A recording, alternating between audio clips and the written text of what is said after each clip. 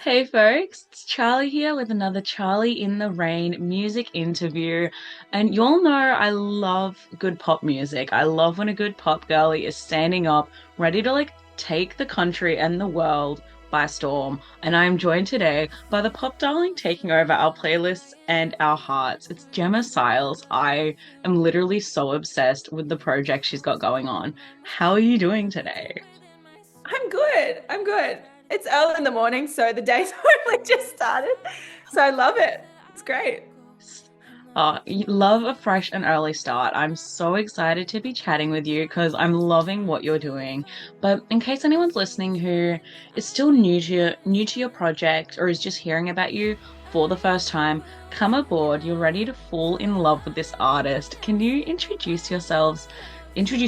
Tell us a bit about the music you make, anything we need to know to be part of your world. Um, Hi, I'm Jemma Siles. I make pop music, but I like to make different types of pop music. So ballads, pop bangers, in anything in between. Pop is just the starting point. And I like to make music that tells a story and has kind of like meanings behind everything. And you can either have fun with it and not listen to the lyrics, or listen to the lyrics and be sad. So I make pop music for any sort of genre. Our fan base is just incredible. Like I love them so, so much. So it's a really cool little community to be a part of, little right now. So we'll see what happens. But yeah, that's a little bit about me. Yes, I love that. And by the time people are watching this interview, you have just released this absolutely gorgeous, piano led emotional ballad. It's called Never Loved. Oh my gosh. Every time I go into this song, I'm just I feel something new. I feel so sad, but I'm also just this is such a gorgeous song as well that I'm you're sad, but it's also just you're in awe at the same time. It's a phenomenal track. Can you tell us a bit about your latest single, Never Loved? Thank you so much. That was so lovely. Yeah, Never Loved is a really special track to me. I've actually had it for so long, like ridiculously long. And it's just always been one that everyone tends to gravitate towards. Funnily enough, everyone tends to say it's sad, and I only realize that when I play it for people and they cry, and I'm like, is this sad? Um, so oddly enough, I wrote it so far removed from what had happened, and I with more of a reminiscent sort of thing. So I wanted to kind of write a ballad. Ballads, are my bread and butter. I've been writing ballads since I was I could play piano or not.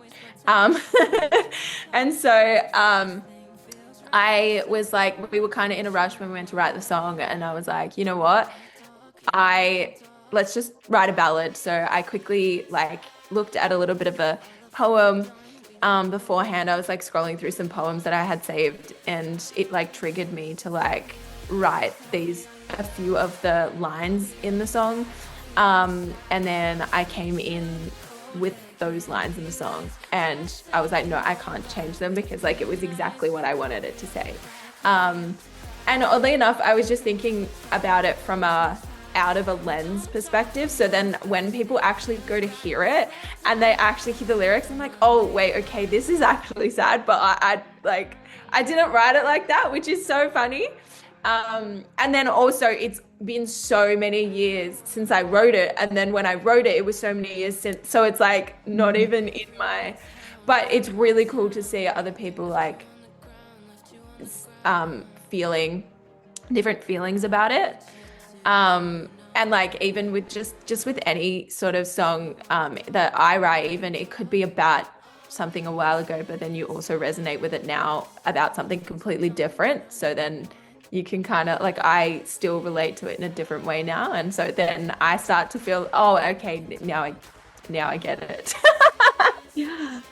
I I love when songs kind of have that like they have multiple different lives at the same time.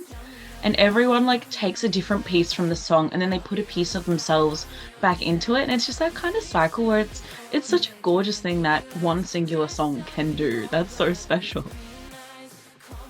Oh, music is incredible in that way, truly. Yeah. Oh, I love Never Loved from what I've heard of it. I can't wait for like it to be out there and just to see everyone else listening to it and loving it. But that's not where it like stops for you. You have the hits that keep on coming and coming because your debut EP, Scripts of Fate, is coming out like scarily soon. November the I know. 7th is like so close. I know. I know. I'm Yes. Oh, terrified. no, it's so exciting. It's just scary to think we're already at the end of the year. Like, hello? When you're gearing up to release, like I started gearing up in like May. I mean, I started gearing up years ago, but like when we first were like, yeah, these are the dates in like May. Um, I don't feel like any like time has passed since May because I'm like just like go, go, go, go, go. So I'm like, how is it the end of the year? Like it's just like blink and it's gone. Mhm. Yeah, oh, it's very scary, but it's okay because we have the soundtrack that's going to tide us over this like unbearably hot summer. Scripts of Fate will be out everywhere. November 7th. I've given it a cheeky listen already, and I am so in love with it. Can you all tell us, without giving like too much away, what can we expect when fans turn on Scripts of Fate for the first time? Um, expect the unexpected because because I remember even like the reason why I say that, and this is why it was really great to play it for fans, because I can see their reactions. I feel like because I have released a lot of pop bangers as my singles, I think everyone assumed it to be like a really fun pop EP.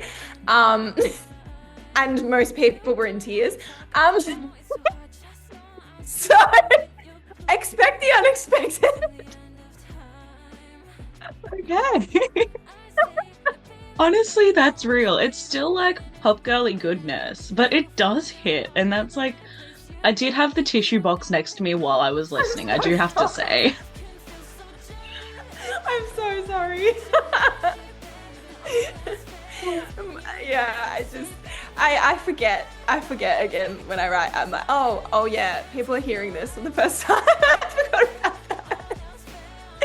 But yeah, no, there's still obviously the bangers in there. Mhm. I wanted to create a little bit of like, Scripts of Fate is about um, the things that happen to you in your life and kind of how you things that you don't get to like obviously pen or write in your life, but then how you kind of go about that.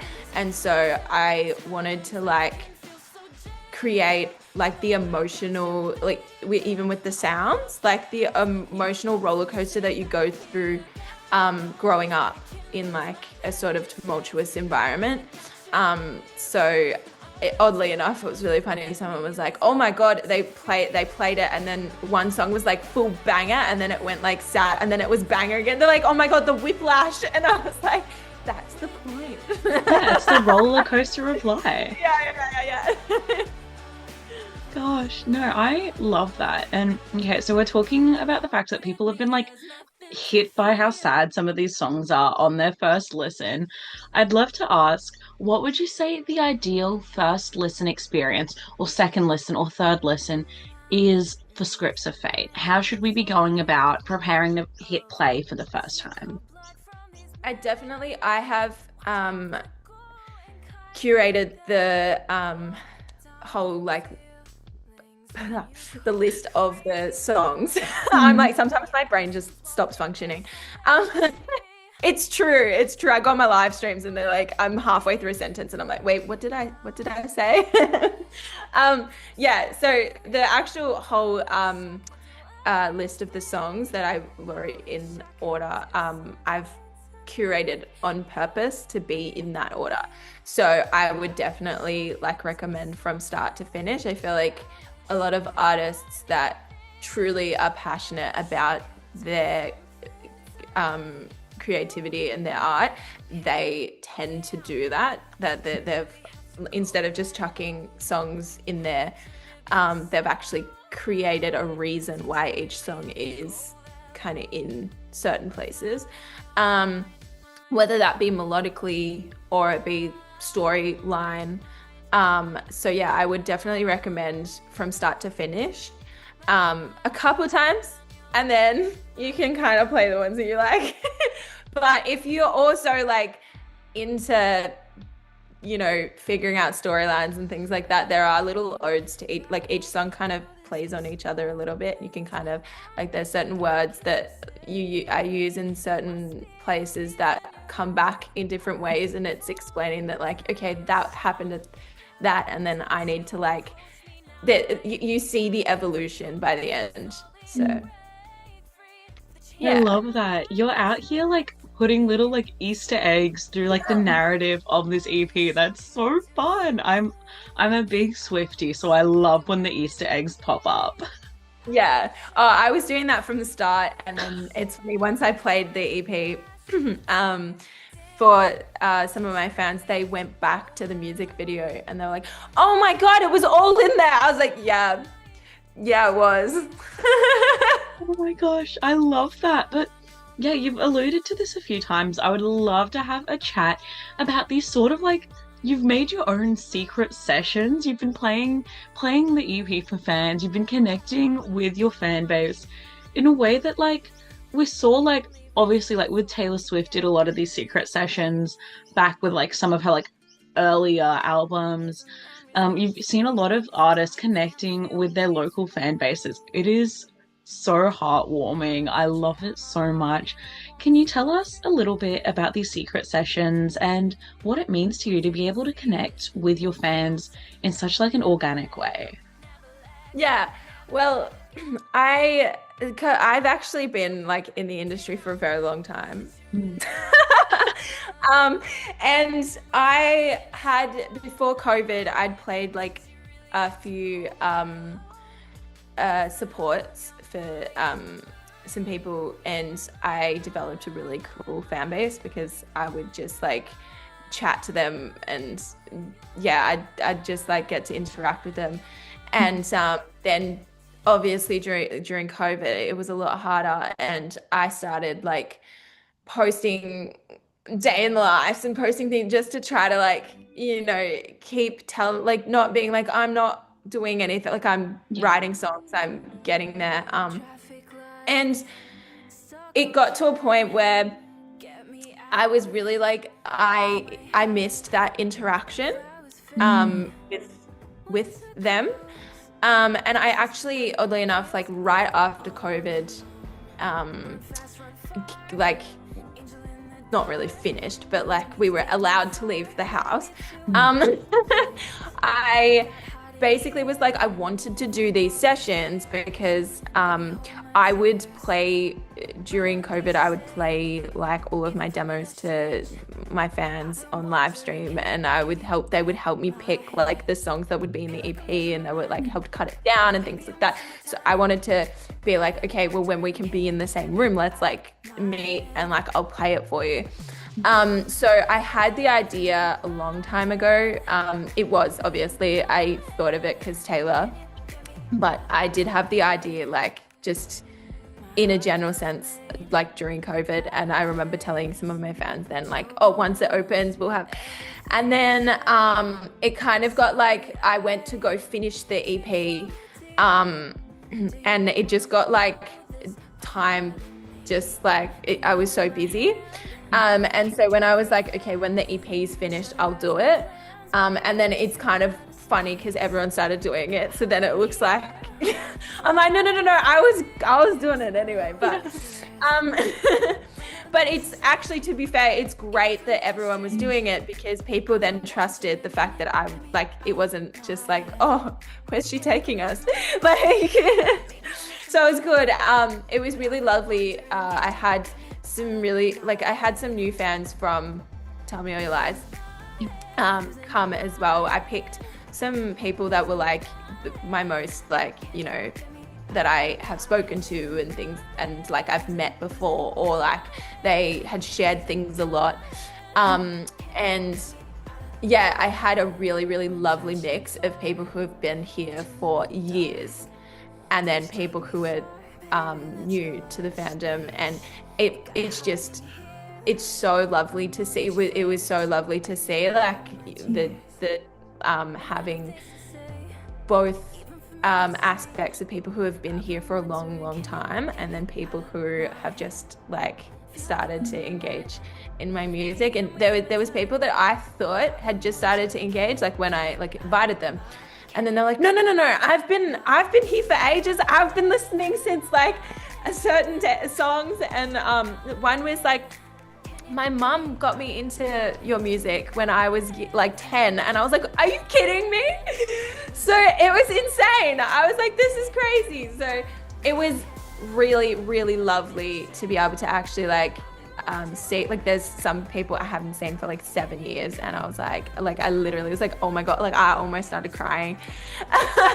So it was just so lovely. And it was a really, really nice way to be able to share my music instead of just, sometimes it's really scary when you're putting music out and you can't, like, people message you, oh, I like it, I do, like, you know, but it's different when you get to like see that reaction, especially as a smaller artist. It really gives you a lot more like perspective on like smaller as a concept, because like you've like, yeah, you're a smaller artist compared to someone like Taylor Swift, but you still got people like really invested in listening and that have had an effect from your music. So it's really, it's beautiful to see.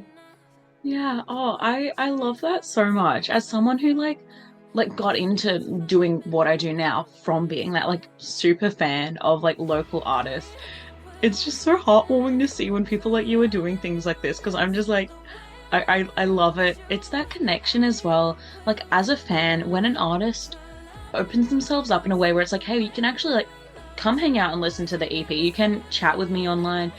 You then form that bond with them, low-key parasocial, but like you're able to then like as that artist grows to be bigger and bigger, you're like, yeah, actually I know them, I have that connection and I'm gonna support them forever now. It's so special.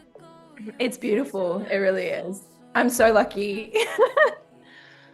Yeah, oh, I love it. You have such a dedicated, like, growing fan base. I see you online all the time. Your comment sections are like flooded with people. You're like popping off. You have like, you gain such an online following, which is like honestly sometimes very tricky for artists because your job is not the algorithm, but now like you have to utilize that. But you have like done so well. I'm like so in awe. Whenever I do like that, I press on your like profile, you know, you just like you want to see what people are up to. You want to see, oh, have I missed a release or something? I'm like, oh my God, you're like famous over here. You've got all this stuff happening. It's so cool to see.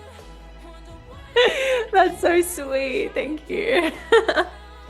But that's like, this is like a full-time job. Being an artist is a full-time job. But you're not stopping there. You have like this crazy like Hannah Montana best of both worlds life. You're like a med student and you're absolutely like slaying over there. You founded Club Siles. I would love if you could like tell us in your own words, like what is Club Siles? What do you do there? It's basically I hadn't enough of, well, I didn't have enough, but like I heard a lot of people in my like circle talk about how they were like so busy and like but they wanted to like have their health taken care of, and even things like they felt not heard in a lot of the medical settings, or they had a lot of anxiety around medical settings. So I kind of took that on board and I was like, it would be really lovely to have a space that felt like, because everyone loves to go to a day spa, that like felt like a bit of a day spa, and you could kind of have all of your health in the one setting. So it's kind of like I wanted to make a place that people would want to kind of go to. And because a lot of the times we don't get our health checked because we can't be bothered, or like we're too scared or nervous. So I wanted to, yeah, have a place that people could feel more comfortable if they're gonna get their yoga Pilates. Like if they're gonna go to yoga Pilates anyway, they're like, oh, I may as well see my GP, like, or I Yeah. may as well see my psychologist, you know. So yeah, I wanted a place that everyone could kind of like feel more safe going. And then also we have a separate like side as well that where people can have their own kind of concierge style thing, so they can um, have someone as a point of call for any questions they have, that would liaise with their GP and all of their healthcare providers. So yeah. My That's God. the background. Yeah. It's something where it's like, from like the outside as someone who's like not a med student, not deep in that world, it's something that you're like, oh, I didn't actually realize how functional this is and how much this is going to help so many people. Because as you said, often health does become a bit of an afterthought, especially like if you look in the music industry, it's always go, go, go. It's never, okay, now stop, look after yourself. And I guess that's happening with like everyone in their everyday lives. So it's so important to have something like this. And it's something that I would have never like even thought of, but it makes so much sense. Literally, it's like once you hear about, you're like, oh wait, that like fair, like actually, like fair Yeah. enough. Even like with, yeah, what you were saying with artists and stuff, it's so like there's a lot of people talk about, oh yeah, I need to go to Pilates, I need to, get my infrared sauna done and things like that. And it's like they'll do all of that, but then what about like getting tests, like prevention, Yeah. like because early detection really stops, like you can have a lot less like invasive treatments if you actually detect things early. I'm trying to stop myself from going into a tangent because I'm so like passionate about that sort of stuff. And like, yeah, like some things medically happened to me, and I was like, wow, I really like if I had taken my own advice. Yeah. Because when you're young, you just don't think anything is really wrong. And even like a little, oh, you're like, oh, well, yeah, okay, I have really bad period pains, but like that's just pain, right? Like Yeah. and you're like, oh, my emotions are all over the place. I'm doing things that I never thought I would ever have done, but like that's just me growing up, right? Like, Mm. no, you have a tumor, but that's like Gosh. it's like Yeah.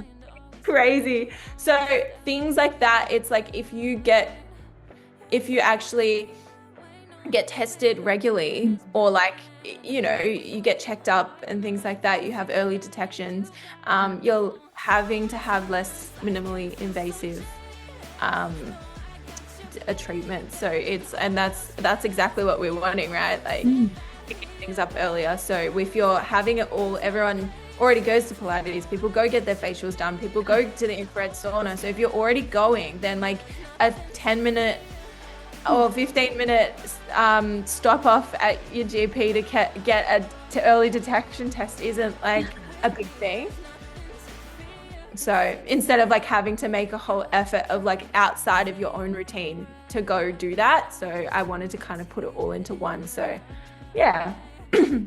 Yeah, absolutely. And like as you were saying, this is stemmed from like, hey, I had this experience. Now I'm able to like stand up and tell other people, like, pull your head in. This is what happened to me. Check yourself out. That's something like, as someone who's grown up with a big interest in music, I hear about a lot of things like this through like artists I follow and through like celebrities and like influencers in a way. The reason I learned about like endo was through Bridget Hustwaite speaking about it, and I was like, oh crap, like maybe this is related to this. And it's such a thing to have an artist, to have someone up here talking about this. People listening to your music and now being like, you're now exposing them to this. You're now saying, hey, come get tested, come check this stuff out. And it's such a thing that you're able to do this in a way where it's like influencing in the right way, in the way the world actually needs. And it's so special to see someone like you stand up and do this. So thank you for doing this. Oh, so sweet. Thank you. I genuinely never actually thought about that. Like, that's what's so funny. So that you actually have like opened my eyes to that. Like, that's so lovely. Thank you. Like the fact that like me being able to show people my music and then they actually like think about their health a little more. Like yeah, that's something I actually never really thought about. So and like for me, I always like my music. I always just want people to feel less alone in this world. And it is actually interesting, like what you said, me talking to some of the fans that I had seen in the well, we called them hidden gem sessions. That was someone else's idea, one of the fans' ideas. Um, but yeah, it was interesting because someone was like, "Oh, I just went through surgery too, and like I was going through it at the same time as you, so it's really nice to see you open up about it and things like that." And I was like, "Oh, that's so lovely to hear." Because for me, it's like I've never really like I've had a social media presence forever almost. And so it's kind of like my diary in a way. Like I don't really feel something from it. If that make I don't know if that makes sense, but I don't actually feel like odd putting things out. I'm like, that's me. This is what happened. But I guess like I am very much used to it. So like being with a lot of even just people in the healthcare industry, they find it weird talking about things or like very like sensitive topics, things like that. And 100% for other people, like that's you know their thing. But it's weird for me like to think about that. I don't have that. It doesn't really affect me.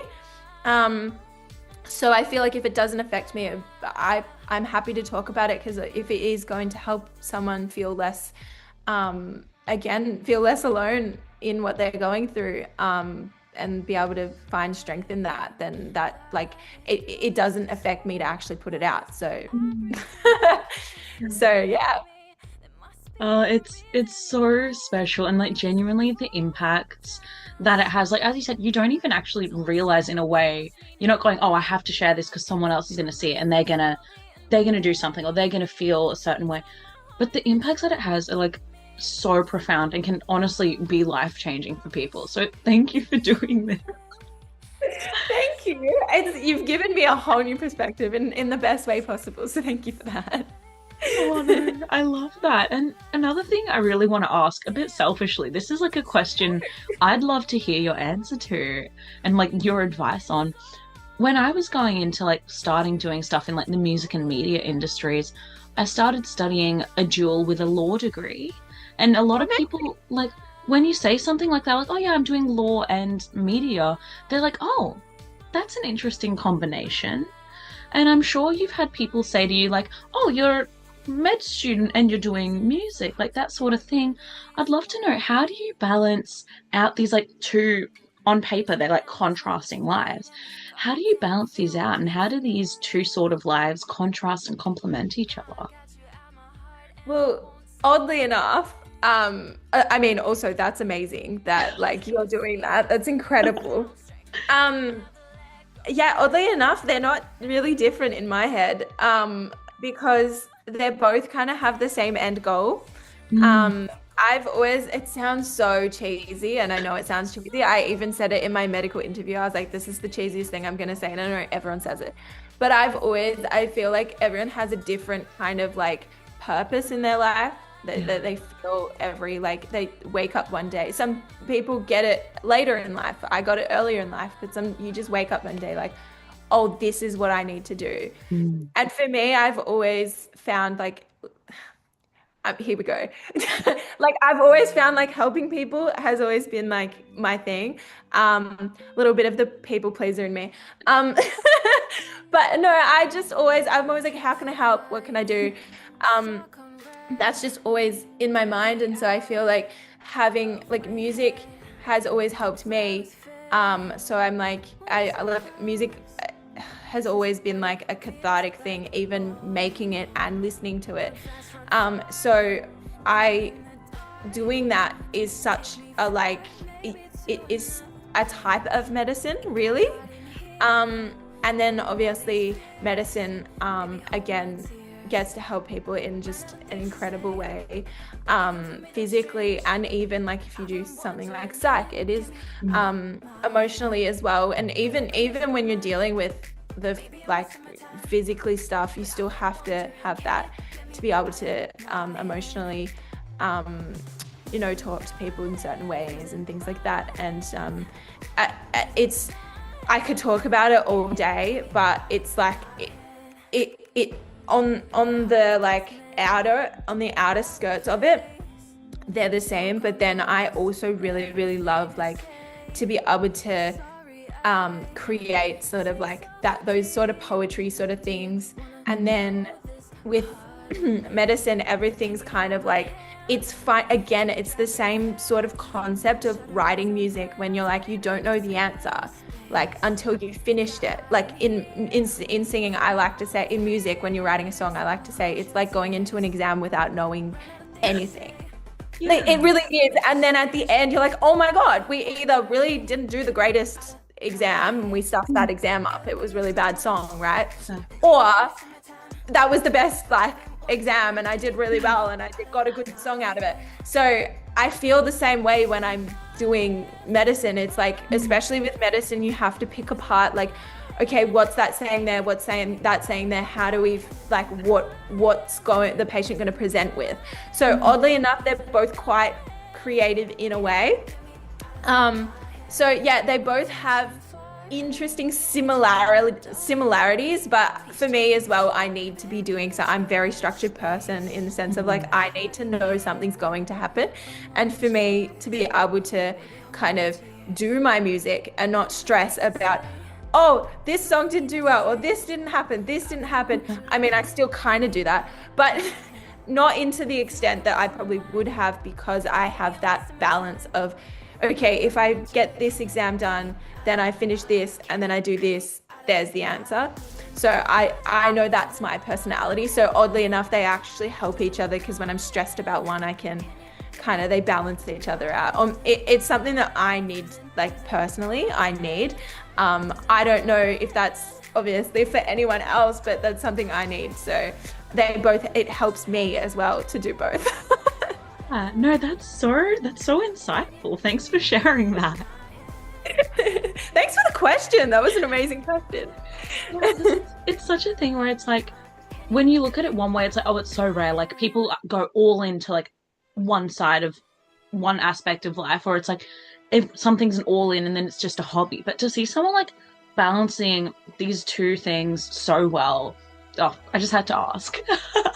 No, it's a testament to my friends and my family, because I'm annoying. Same, it's like, okay, I get it. My brain is either focused on music or focused on medicine and yeah, nothing else.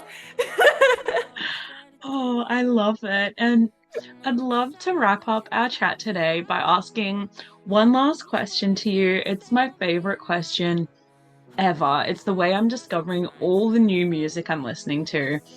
I would love to take a dive into your playlist and hear which acts in like your local music scene, in the broader scene across Australia, you've been listening to and loving, and would love to give like the Jemma Siles seal of approval to and give a shout out to today. The first name that comes to mind for me is Alexia. Like, yeah, down. I genuinely believe that she has the capacity to just like completely blow up. But she seems, I've never met her in my life. Like she seems like such a sweetheart.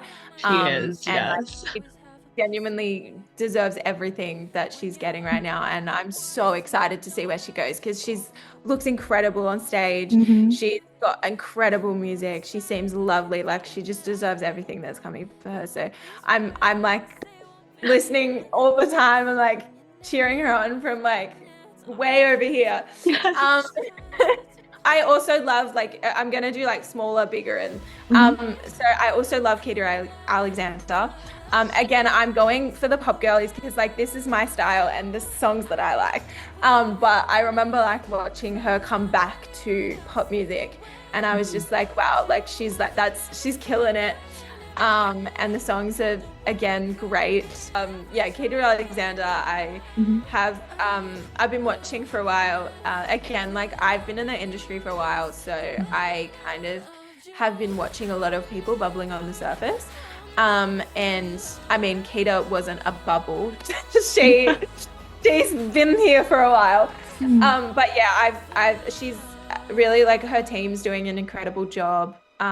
They're like I genuinely think that out of all of the pop acts right now, they're trying to emulate what the Americans are doing, which Yeah. obviously work. We don't that so I feel like they're doing a really, really good job at Mhm. her project as a whole. So I'm really excited to see where that goes. Mhm. I'm gonna go a bit left of field. I love Charlie Collins. I don't know if Mhm. you know. Yeah, yeah, yeah. And Carla Weeby, they're really amazing. Again, they're ones that a lot of the like stuff that's going on right now is a lot of the independents Mhm. really making their headway. But obviously they have been bubbling on the surface for a while as well. Mhm. So I really like, yeah, love their music. My favorite Charlie Collins song is November. I'm like, that kills me every time. Yeah. Like seriously. I've definitely messaged her about that a while ago, but it was that was a song from a few years ago, but I love that Mhm. song. No, I But yeah, remember I saw Charlie Collins open for Conan Gray, oh not the last yeah. tour, but the tour before, the Mm, Super 8 tour. Yeah, the Super mm. 8 tour. And I was just like, oh my gosh. And we only found out like the day of, like, oh, this will be your opener. I'm like, okay, like no one had really heard of Charlie Collins before, but I was like, I am in love with like Just My Luck was one of the new singles. Fell Yes, in love since then. yeah, So good. yeah. They're also the loveliest people. I mean, I'm not like close with any of them, but I've met them a few times and like they're just Mm. so lovely. So I'm so excited to kind of see where all of those go. Again, I could just go on for ages about it, but yeah, they're kind of my Aussie Mhm. favorites at the moment. Yes, I love that. The pop girlies truly are doing like phenomenal things in this country. As you mentioned, like Alexia, she could be bigger than Sabrina Carpenter. I truly believe like she has that in her. Her music has that in her. The Australian scene just needs to we just need to push her up there. We need to get her there. We have a problem in Australia of we have never really liked pop until they're Yeah. American. Yeah. We as the public love pop, Yeah. but The the industry. industry doesn't. So we have found, and my fans have found this as well, that they don't understand what's going on because I'm not getting a lot of like, I'm getting some industry support here or there, but not as much as I probably would have if I was doing something like indie or, you know, Yeah. a different style of music. And I think maybe that's why, but a lot of my fans are confused Mm. and they are like, now they've figured it out. So they're like, I'm going to annoy people.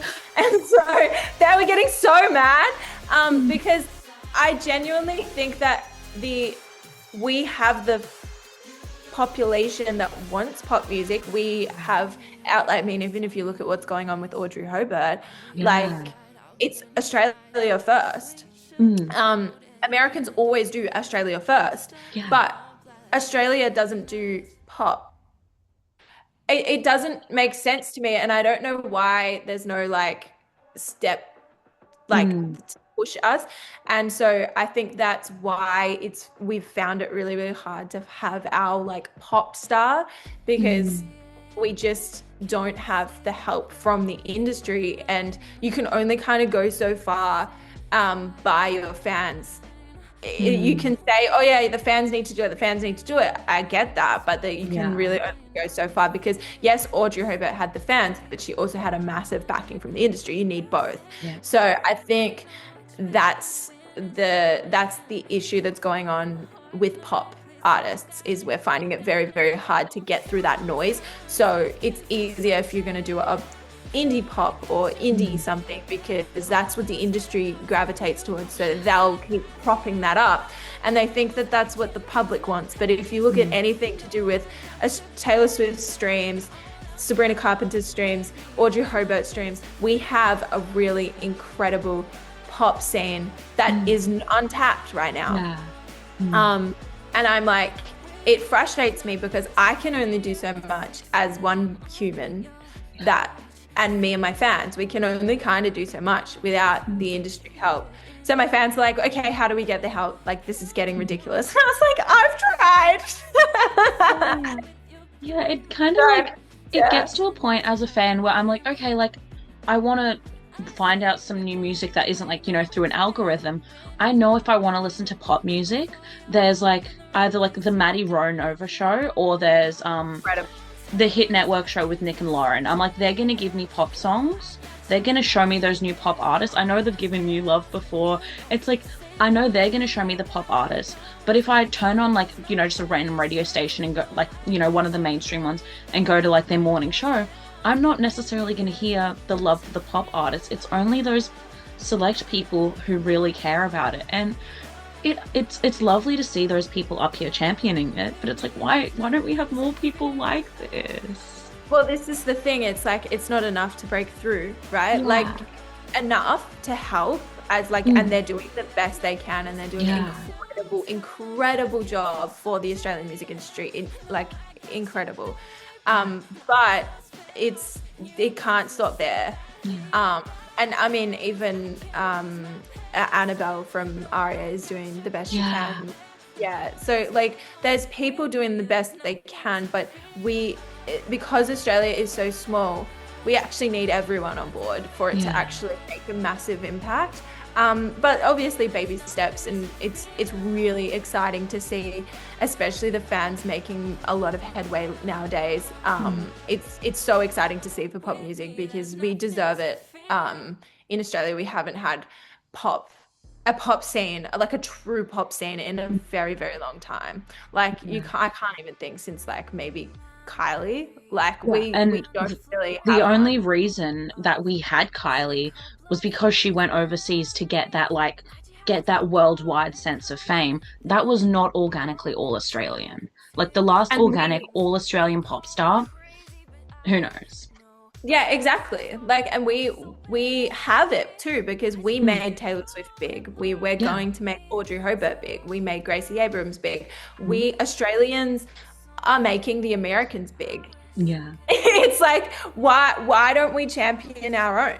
Like, because we have incredible pop music. It's actually funny because even in the last like few years, we're getting more and more pop artists. Yeah. Like I could talk about this all day. Like seriously, like I'm so passionate about this, and it's not even just for a me thing. Like there are so many incredible pop artists out there, and we have the public. Like we have the public for it. It's not that we don't have it. It's just we're not getting the recognition from, like what you were saying, the ones that are gonna make the noise. Yeah. No, absolutely. And like as a fan, that was a big thing. Since I've been like 13, 14, when I fell in love with Australian music, I'm like, what can I do about this? As a kid, you can't really do a lot, but that's why I've started this. 11 months ago, I did my first interview, and since then, you're my 78th interview, I think, in 11 months. And that's amazing. My goal. My goal going into it was always like, I've got to like platform the girlies, or I've got to platform the non-male artists, the pop artists, people who are making stuff that I genuinely believe it's some of the best music in this country. I would not be chatting to people. I wouldn't be chatting to you if I didn't believe in your music. And it's like, I believe this is some of the best music in the country.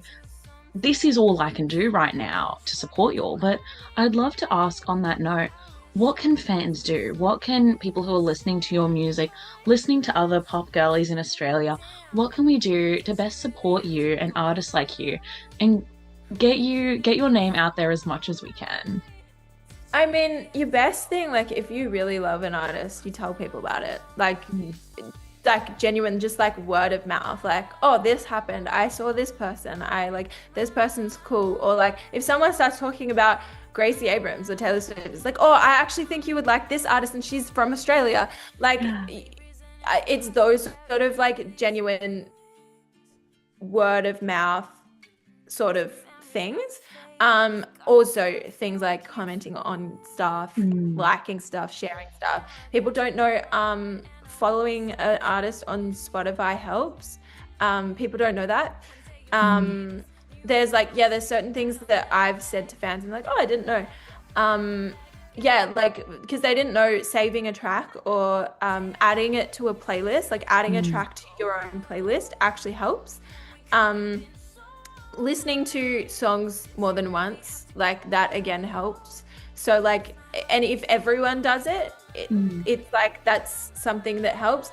Um, if they have a gig, go to the gig, you know, Mm. because it's not just about, oh, I listen to them. Like, if you're a passive fan, that's fine. But if you do want to help, like, oh, I listen to their music, but when for an artist, we there's numbers on a screen. It's hard for us Mm. to kind of get like gauge it, and like even just having these secret sessions, sending things to my fans is like the most incredible thing to be able to like, even just for my own mental sanity, to be Mm. like, oh, this is actually like physically, like someone is here, someone wants to like listen. Like I went to the Queensland secret session, I turned around and there was like a lot of people there and I was like, whoa, like Yeah. um and I died. Like that was crazy.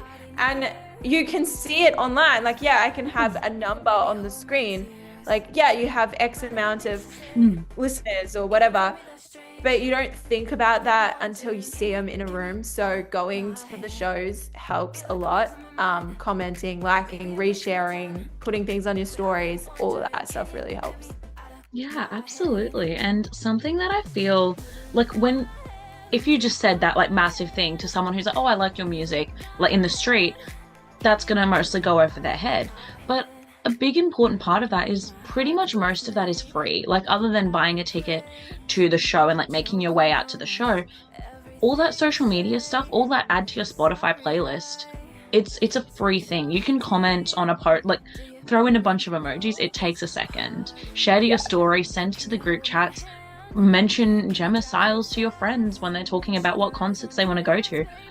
All of that is free, and I feel pretty unutilized in the broader like local scene. I see like a local band will post an announcement like new song coming out, and there'll be three comments, and I'm like, hello? I'm like, where are we? Like, come Even their in. friends, like Yeah. even friends, it's like, where's your friends in the comments? Like it's Yeah. Support each other. yeah, Like, yeah. Yeah, it's crazy. I've actually had a lot more love from the fans than I have from anyone that I know in the industry. Like, I think I had one or two people in the industry comment on my stuff. Like, I mm, don't really have, like, a lot of the times it's just my fans, which is great. yeah. But, like, I feel like even people should be helping everyone as well because they know what Yeah. helps. But like even if you can, I did like all of that stuff is free, but a Mm, thing that really helps, and I think people are starting to be more cluey about it too. But even just like buying a digi download or buying yeah. CD, like for independent artists, it's not that expensive. Like if you're Mm, looking at something like Taylor Swift, like the prices for indie artists are not that expensive yeah. compared. Obviously, if you can't afford it, that's a Mm, completely different like scenario. And like as I said, even just following, sharing, liking, yeah. those sort of things help, and those things are free.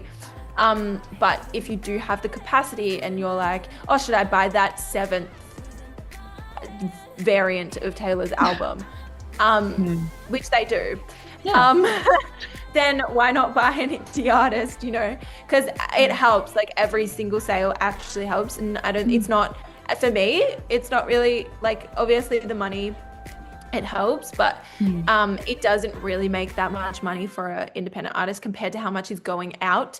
So yeah. it more helps in the sense of like the industry can see how many people are actually willing to like Mm, purchase your music, and then the industry is more likely to back you.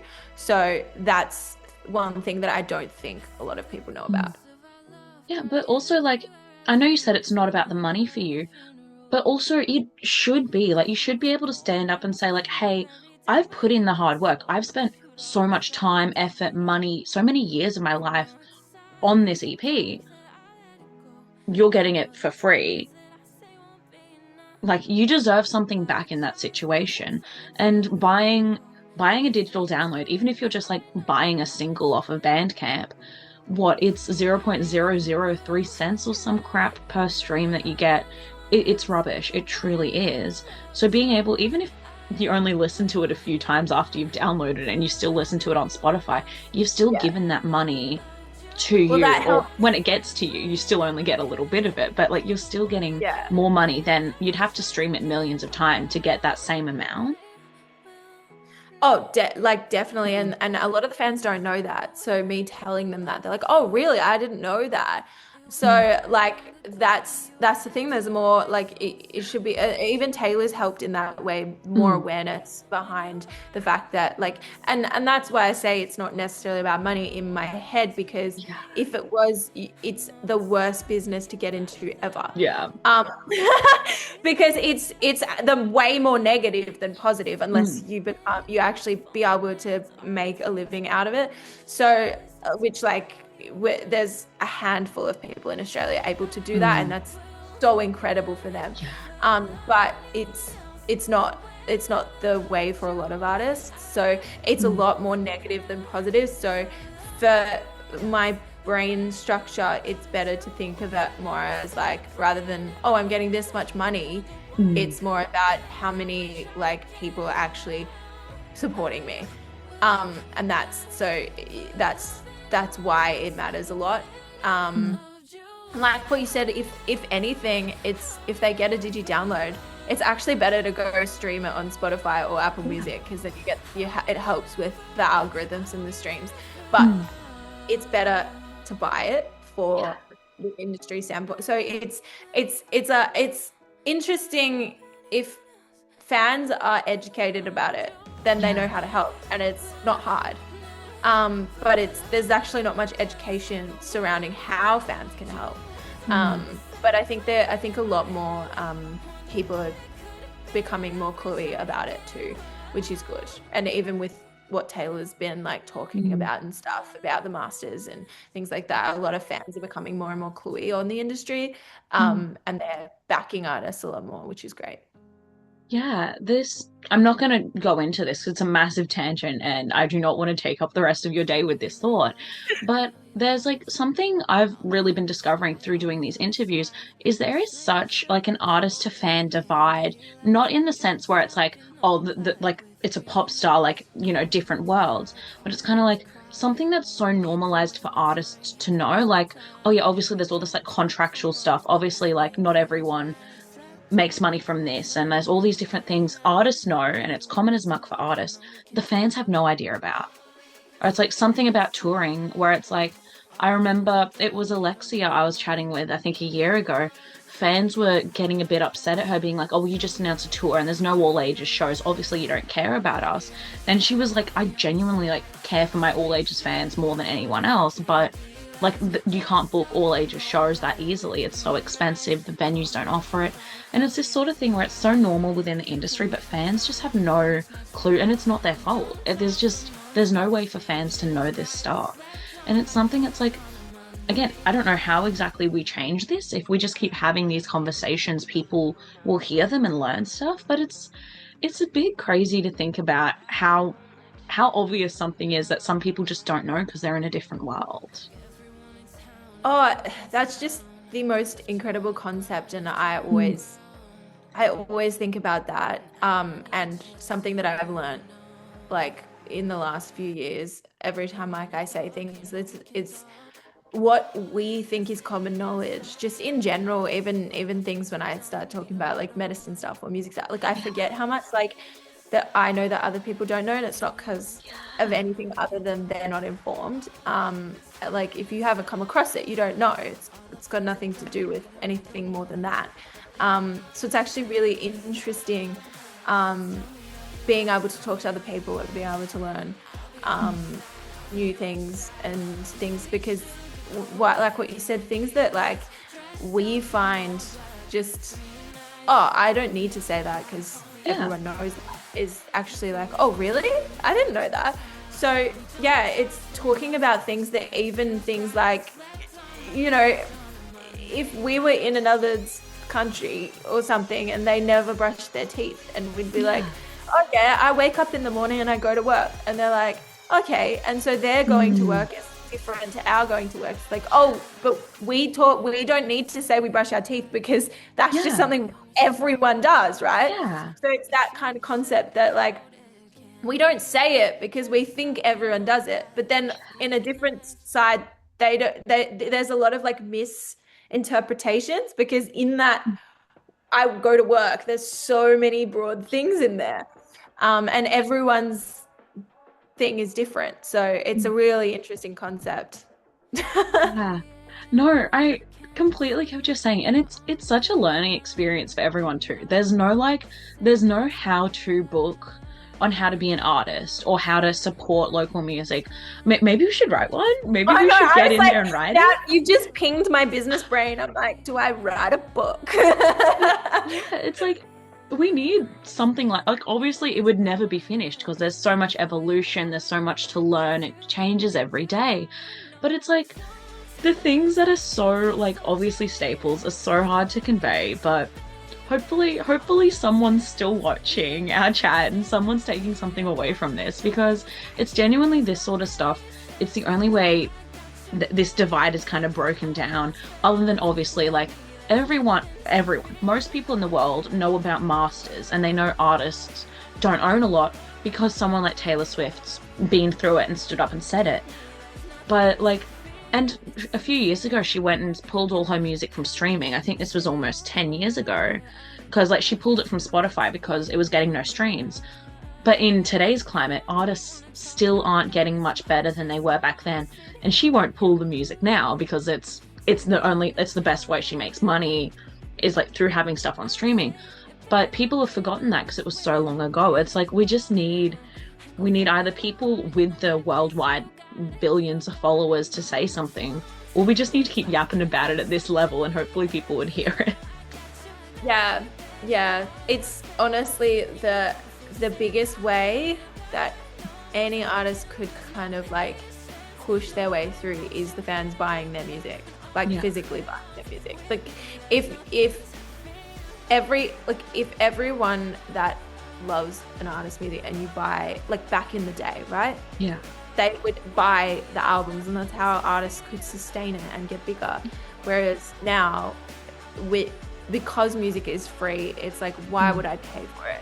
And the only people that pay for it and help out are the ones that really like collect vinyls or collect CDs and they love it and they whereas like just a casual listener or a casual fan, they might feel like they're helping by streaming, but but even that's what I say, even just like a CD, like but or like the digi download, it's does more for an artist than they would ever understand.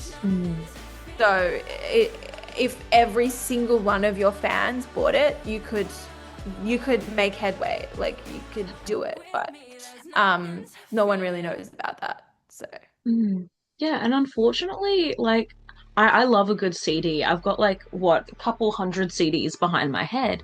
And when I'm at a show, the other week I was at a show and went up to the artist and they're like, "Oh, I have some CDs, like just in case anyone wants some." I'm like, "Yeah," pulled out the cash and handed it to them. And they were like, "Oh, really?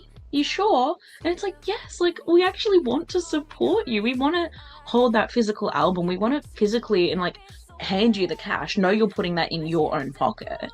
And it's like, why are people like now, unfortunately, they're surprised that people are actually wanting that physical media. They're wanting to hand over the money. And that it kind of hurts to see it now become a surprise thing, not like a expected, oh, yes, some fans are going to want to buy this. I think it's really interesting, like as someone who is around a lot of different industries Mm. in like different, businesses, different industries.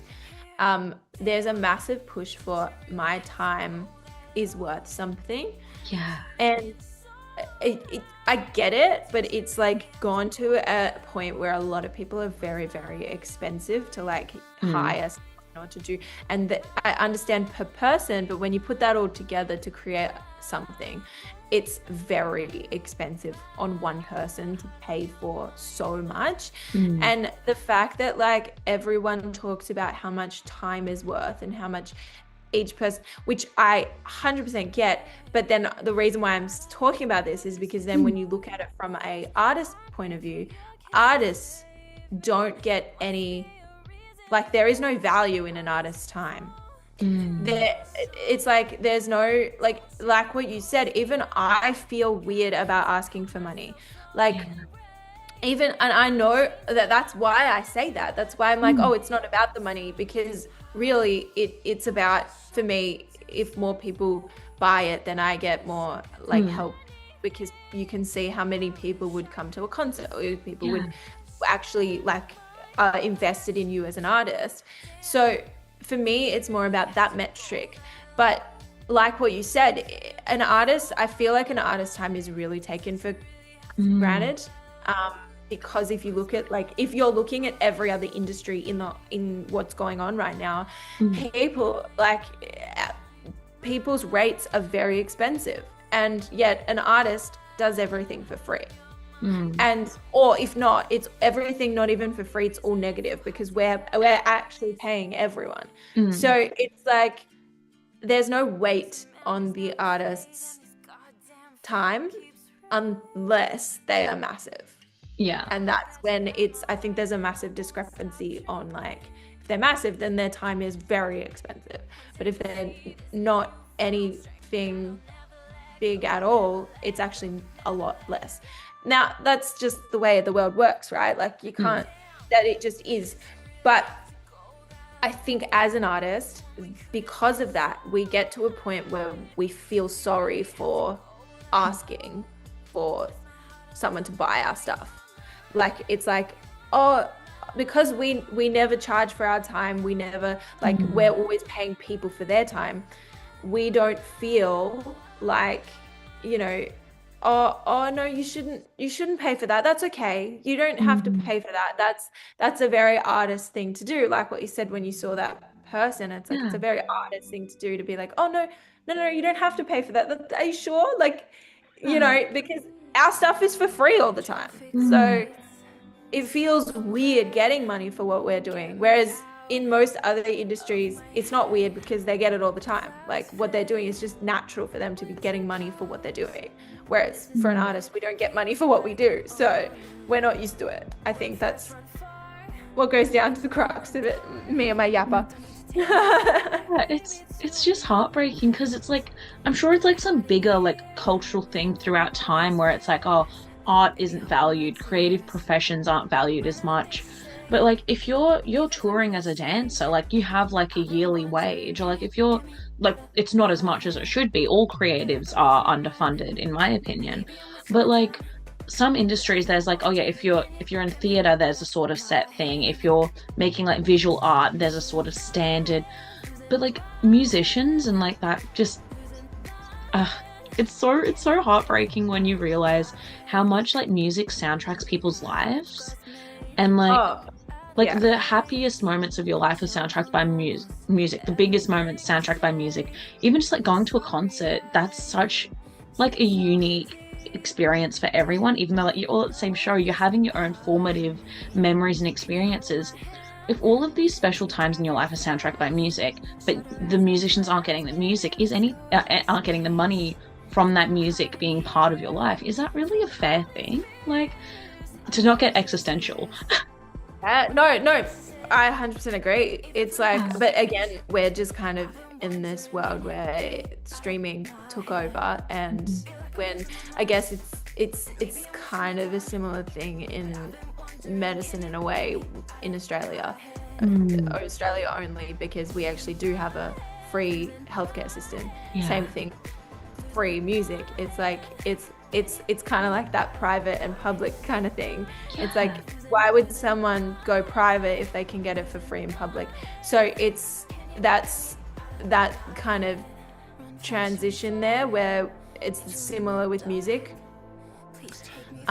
where it's like, why would someone pay for it if they can get it for free? It's on YouTube, it's on Spotify, you know, like, oh, I'll just stream it. Don't worry. I'll stream it. That's fine. And you're like, Yeah. okay. Yeah. Great. Yeah, it's interesting because if you go get a frozen yogurt and it's what, I don't know how much that costs now, but like 15 Oh, it can bucks, get very expensive. Like you know, 20 bucks for an average thing with like toppings. but that's what I mean. You get that, but you won't get a like Yeah. what, $15 CD. It's like like it's crazy. So it's just the way the world works, right? Like, and then it's just the way the world works. You know? Yeah, there's so much that needs to change in order for people to actually get recognized for their worth. And it's like, it seems like such like basic human decency to like, we're sitting here and saying like artists should be paid for their work, but as we're sitting here, we have been chatting for over an hour. But Sorry. no, I love it. As we've been chatting for this time, how many people out there have streamed full albums, have like even things like streaming movies, and like pirating has had a massive rise with all these like subscription costs and stuff lately. It's like all these people are out here indulging in media and music for free. Imagine if these people, instead of just like turning on their Spotify in the morning, put on that physical CD, went out to the shops, brought that, went to a record store, brought merch online instead of going to like, you know, just going to like a Kmart and buying a shirt. Imagine how much money could be in artists' pockets just from this past like hour or so if people actually paid for what they streamed. Like, it is an insane amount. I would have a whole album out if I could do that. Like, Yeah. That's the thing. It actually funds the music. That's the whole thing. It's not like it goes into their pockets and then they go, you know, off to, you know, most artists aren't like that. It's like, oh yeah, in pocket, off to Europe. Like, you know, most artists are like, I'm going to make another album. Like, that's what an artist is like. So, mind you, like, everyone does deserve a holiday every now and again. Oh, yeah. But you know what I mean? It's like most of the artists, they'll put the money back into their music. So if you are funding it, it is going back into making, it's like, oh, we want an album. It's like, well, the albums cost ridiculous amount of money. Yeah. So it's like even an EP costs a lot. Like, I know most people, like, if you're getting really good producers, it gets really expensive. So if you're trying to make really good music, it's expensive, which it makes sense because it's good. But people, they don't weight it in the same vein, I guess. Yeah, absolutely. And it's like, you need to pay all of the creatives you work with a fair amount, because like, you're like, if I was working with someone, I would want a fair amount of money. But then at the end of the day, what do you have left? It's like, you paid all that money out. Yeah, I feel like I'm just a bank at this point. Hey, do you want money? Here you go. Here's more money. No, it's support your local artists. It is funny when I talk to fans and they think I just pocket it. Like, you know, a $60 vinyl. It's like, oh yeah, that's going in her pocket. It's like, no, the vinyl actually costs me X amount of money. I've had to pay the photographer. I've had to pay, you know, there's so much that you have to pay. Like, I can't even, like, there's a long list of like 70 people that I've paid lots of money to, which rightfully, like, that's their job, but this is also my job, right? It's like, so, but it is, again, it's not a complaint in a sense, because you know what you're going, like, you know what you're doing when you get into it. But at the same time, I don't think that, like, I feel like there should be more talk around purchasing music. Yeah. Put your money where your mouth is. Buy that CD, buy those 20 CDs. Like, the money is going to the people who did it. Yeah, 100%. In saying that, my fans are incredible. Like, they've bought my music. Like, they're insane. Like, I don't have like a massive fan base, but the ones that I do have helped astronomically. Like, they have. So yeah, I'm so lucky. Yes. Oh, But I it's guess it so could be because special. I'm vocal Mm. about it, you know? Like I am Yeah. vocal about it. I tell them, I'm so blunt with them, like, you know. So they're like, oh, we didn't actually know. Like, Yeah.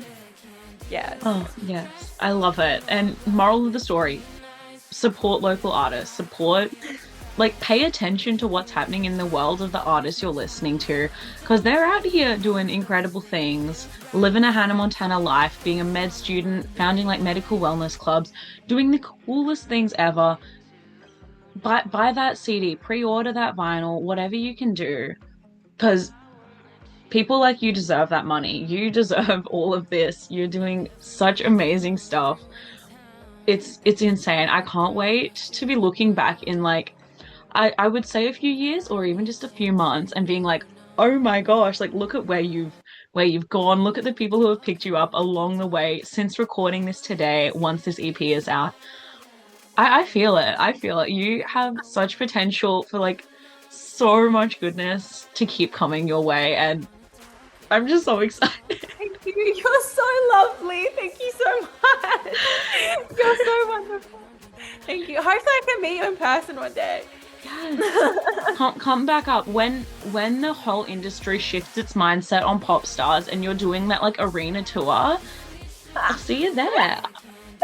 Sure.